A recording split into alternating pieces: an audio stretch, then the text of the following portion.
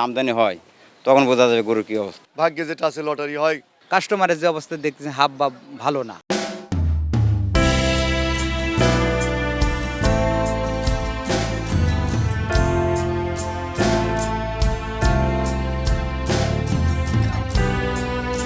ঈদুল আজহার বাকি আর মাত্র 12 কিংবা 13 দিন, কিন্তু তার কোনো আমেজ নেই রাজধানীর একমাত্র এবং সর্ববৃহৎ পশুর হাট গাবতলী পশুর হাটে।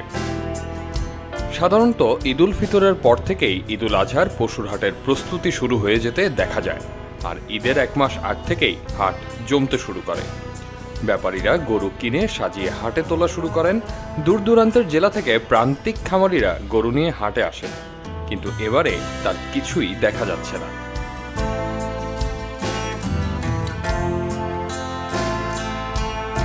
সরেজমিনে দেখা গেছে আমিনবাজার ব্রিজের কাছে স্থানান্তরিত হওয়া গাবতলী পশুরহাট বলতে গেলে একেবারেই ফাঁকা। সাধারণ সময়ে মাংস ব্যবসায়ীদের কাছে বিক্রির জন্য যে পরিমাণ গরু ছাগল থাকে সেই পরিমাণ গরু ছাগলও নেই হাটে। বন্ধ হয়ে আছে ঈদ উপলক্ষে ছাউনি ও তোরণ বানানোর কাজ। মাটি ভরাটের কাজও চলছে কচ্ছপ গতিতে। কিছু ব্যাপারী ঈদ উপলক্ষে গরু এনেছেন বটে, তবে সে পরিমাণও একেবারেই কম, আর প্রান্তিক কোনো খামারির তো দেখাই মেলেনি। ব্যাপারীরা বলছেন সাধারণ মানুষের হাতে টাকা নেই, তাই এবার কোরবানি নিয়ে আগ্রহ কম। তাদের দাবি এবার একদম বড় আকৃতির গরু এবং একদম ছোট আকৃতির গরুর চাহিদাই বেশি থাকবে, কারণ যারা গরু দেখতে আসছেন তারা হয় খুব বড় গরু চাচ্ছেন, নয় একেবারে ছোট গরু। সব মিলিয়ে এবার হাট নিয়ে হতাশ ব্যাপারীরা এবং কেউই ঝুঁকি নিতে চাচ্ছেন না। এই পরিস্থিতি দেখতেছি বেচা কিনা এই টাইমে টুকটাক করে 2-1টা বেচা কিনা করি, এবার সেরকম একটা ভাব নাই এখনো। এখন লাস্টে এখন তার জায়গা টাকা নাই, মনে হয় বাড়িতে রাখার কোনো তার প্রবলেম থাকতে এই জন্য আসে না কেউ।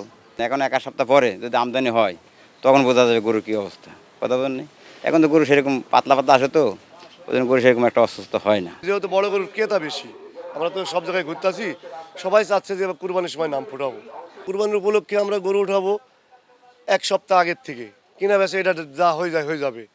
ভাগ্যে যেটা আছে লটারি হয়, লাখ নয় যে কোনো একটা সমস্যার সমাধান হবেই কুরবানি। তার গরম আর শীত আর হলো ঝড় আর বৃষ্টি নাই, এটা সবাই কুরবানি 3-4 দিন আগের দিনে গরু যাই আছে বাংলাদেশের সবই ফুরে যাবে, এবং বেশি বা কম টাকা অঙ্ক মানে গরু সব ফুরে যাবে, এটা আমার একটা বিশ্বাস।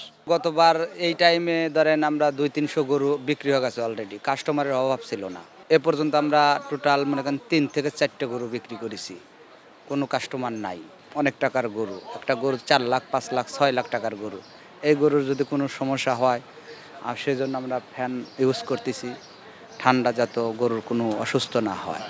ব্যাপারীরা বর্তমান খুব সমস্যায় পড়ে গেছে, গরু নিয়ে এসে বিক্রি করতে পারি না, গরু ফেরত নিয়ে গেছি। একটা ব্যাপারের মনে করেন গরু প্রতি 50,000 60,000 টাকার লসে গরু বিক্রি করে গেছি, তারপরে আবার ফেরত নিয়ে গেছি। তো এই সমস্যার মধ্যে মনে করেন ব্যাপারীরা এখনও গরু কেনার সিদ্ধান্ত এরকম করে নাই, যার কারণে বর্তমানে এখন গরু এক পর্যন্ত আসে নাই। কাস্টমারের যে অবস্থা দেখতেছি হাব ভাব ভালো না। হাটে গরু খুব একটা দেখা না গেলেও বিশাল আকৃতির বেশ কিছু মহিষের দেখা মিলেছে। ব্যাপারীদের সঙ্গে কথা বলে জানা গেছে ঈদ উপলক্ষে মহিষগুলো হাটে আনা হয়েছে। এর মাঝে গোলাপি চামড়ার মহিষও আছে। তাছাড়া এবারের হাটেও বিশেষ আকর্ষণ হিসেবে থাকছে উট। গিয়াসউদ্দিন নামে এক ব্যাপারী ভারতের সাহারা মরুভূমি থেকে 2টি উট এনেছেন, যার একটির দাম হাঁকানো হয়েছে 30 লাখ এবং অপরটির দাম হাঁকানো হয়েছে 27 লাখ টাকা। আহমদ সিফাত, খবরের কাগজ। এলো মুক্ত চিন্তার স্বাধীন দৈনিক খবরের কাগজ। এখন খবর হবে নিখাত, নির্ভীক, নিরপেক্ষ।